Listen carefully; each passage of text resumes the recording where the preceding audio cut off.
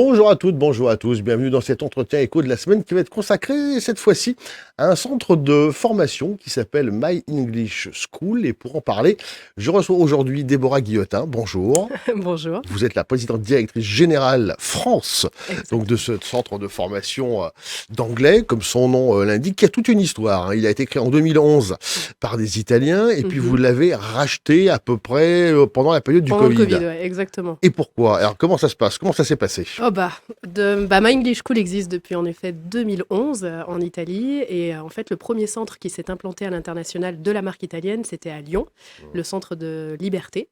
Et j'étais moi-même directrice de centre dans le centre de Lyon. Et pendant le Covid, amène ce qui amène. J'ai proposé à Luigi Sguerri, le fondateur de la marque, de racheter le centre de Lyon, chose qu'on a fait en plein Covid. Et on a redressé un peu les barres et on a racheté après la master franchise pour le marché français. Pour le marché français. Exactement. Alors, il y a quelque chose de, parce que des centres de formation, Mhm. que ce soit l'espagnol, l'anglais, enfin, bien sûr, tout le monde peut apprendre, tout le monde essayer d'apprendre une langue Bien sûr. étrangère, mais vous avez une méthode très particulière. Est-ce que vous Mm. pouvez nous l'expliquer, tout simplement?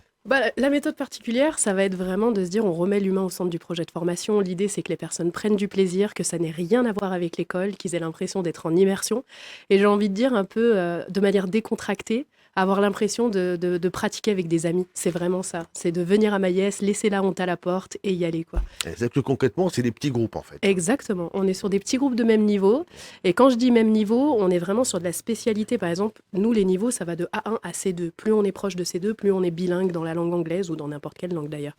À Maïs, le niveau A1 se divise en 3 niveaux Maïs différents. L'idée, c'est de se dire entre quelqu'un qui ne sait pas du tout parler anglais et quelqu'un qui sait déjà un peu présenter sa famille, on va pas les mettre ensemble. Pour autant, l'éducation nationale le fait. On va faire A1, A2, B1, B2, C1, mais il y a des mondes d'écart entre toutes ces personnes. Donc nous, on est vraiment sur des petits groupes de 6 maximum, de même niveau, dans des canapés, et le but, c'est de prendre plaisir. C'est une séance par semaine, c'est 2 heures de séance. Comment dans le concret, c'est... Dans l'idéal, nous, on conseille 2 fois par semaine. Après, on est quand même assez flexible, c'est-à-dire que les personnes vont nous dire leur disponibilité et on va créer des créneaux par rapport à leur dispo. Donc, ce ne sera pas toujours le même temps. Ce ne sera pas tous les mardis ou tous les jeudis, par exemple. L'idée, c'est vraiment au minimum 2 fois par semaine pour bien pratiquer, 2 fois à raison d'1 heure. Mais après, si de temps en temps, ils ne viennent qu'une seule fois, c'est pas grave. Quand on veut être bilingue en anglais, ça prend combien de temps? Si Enfin, on est grand débutant, oui, eh ben par exemple. après, ça dépend de l'intensité à laquelle on vient, mais il faut compter environ bien 2 ans, 2 ans et demi, à raison de 2 fois par semaine. Je ne veux pas vendre du rêve, hein. L'idée, c'est vraiment d'être honnête.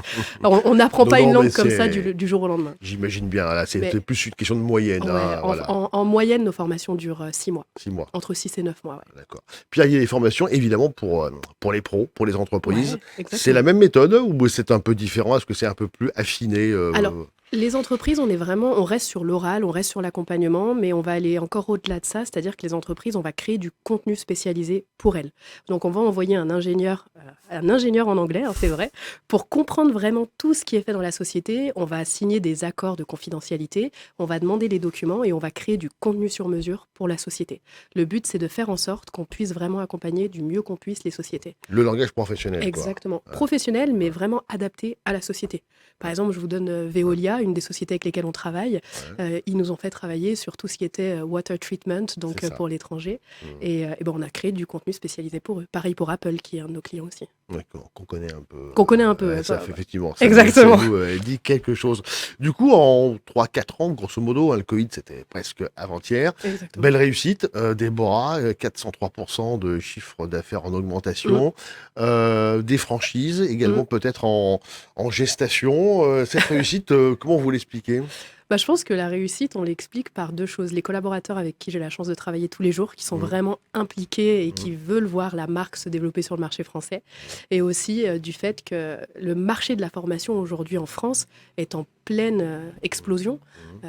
On le voit avec nos gouvernements respectifs qui font en sorte que les gens continuent de se former tout au long de leur vie. Mmh. Donc on est vraiment dans un marché qui est exponentiel et pour l'instant qui se referme vraiment sur la qualité. Donc on a de plus en plus de centres de formation qui disparaissent parce qu'on ne veut que la qualité. Mmh.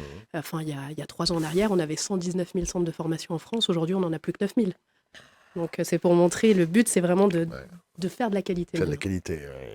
Surtout en plus, c'est quand même pas l'une de nos premières qualités, justement, en France, de parler les langues étrangères. Donc Clairement. il y a sûrement du boulot. D'autres réussites, vous avez des récompenses. également Ouais. que l'on peut signaler. Alors ça s'appelle les dirigeants commerciaux de France, ça s'appelle le DCF, et Mmh. donc ils ont le DCF Awards Mmh.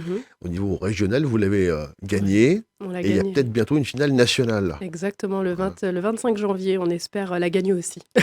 Mais non, on a gagné celle Rhône-Alpes pour la partie PME. PME. Ouais. Donc une grande fierté pour nous. Puis il y a des classements dans lesquels vous faites partie aussi, des Mmh. classements économiques, par Mmh. exemple. Bah, on a été nommé, enfin, j'ai été nommée dans le top 40 Forbes des femmes les plus influentes et inspirantes de France. Challenge m'a nommé numéro 7 en France des Mmh, investisseuses dans les startups.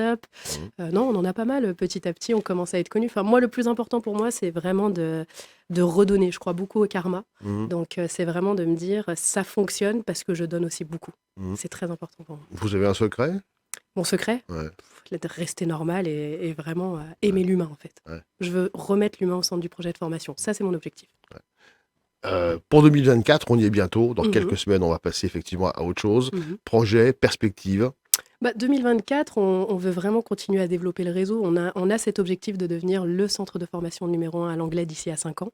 Donc, l'idée, c'est l'année prochaine, entre 3 et 4 ouvertures de nouveaux centres. Et continuer comme ça jusqu'à 2030. Dans quel genre de ville vous avez ciblé? Peut-être, On ouais. a, ouais, on a Paris. On aimerait ouvrir Paris en propre, Marne-la-Vallée. On a aussi Toulouse potentiellement. On a Mmh, des demandes pour Mâcon, pour Nantes. On a pas mal de demandes de franchise. Après, on les étudie avec beaucoup d'importance mmh, parce que pour nous, les entrepreneurs qui rejoignent le réseau en franchise, mmh.